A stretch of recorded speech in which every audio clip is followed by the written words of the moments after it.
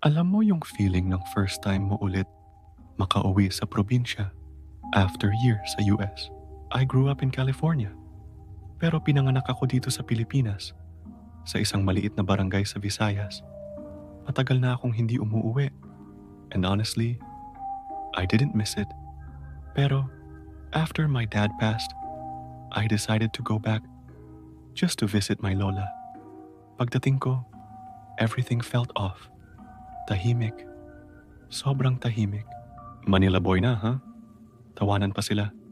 I just smiled. Pero deep down, I wanted to get out. Ang daming kwento agad. Huwag kang lalabas paggabi.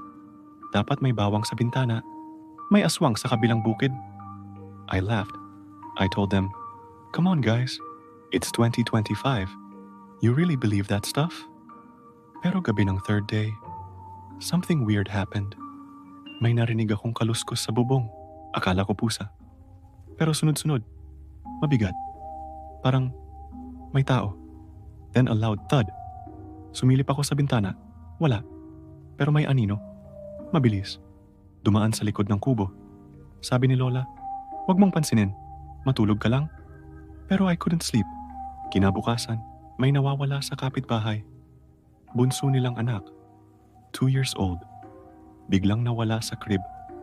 Baka kinain ng aswang. Bulong ng mga matatanda. I didn't believe it. So I asked around. I even helped search. But the weirdest part, no trace, no footprints, no struggle, just blood. At sa may puno, may nahulog na cassette recorder, old school, still working. I pressed play, breathing. Then a whisper, "Hindi ikaw ang gusto ko." I brought the tape to the barangay. But when they heard it, tahimik lang sila. One of them, si Mang Ipi, naglakad palabas, nanginginig.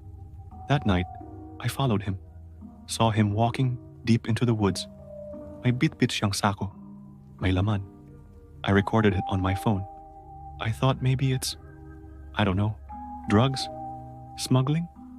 Pero nung binuksan niya yung sako, may kamay. Maliit. Bata. I froze. Then I heard it. A growl.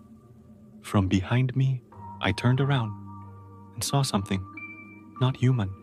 Eyes glowing. Skin stretched thin. Dripping. It looked at me. Then at Mang Ipe. And whispered in a woman's voice, "Kunin mo pa." Tumakbo ako. Hindi na ako lumingon. The next day, Mang Ipe was gone. Ang sabi nila, aswang ang kumuha sa kanya. But I know the truth. He wasn't the victim. He was feeding it. He was the one abducting kids. The aswang just used him. And now, I think it's looking for a new partner. Since I got back to the US, may sumusunod na sakkin. Naririnig ko yung breathing sa kwarto. Minsan, may voice sa phone ko kahit walang tumatawag. Ikaw na. This is not just a story. This is what happens when you don't believe until it's too late. Kung gusto mo pa ng mga kwentong katulad nito, subscribe ka na. At tandaan, huwag kang lalabas paggabi.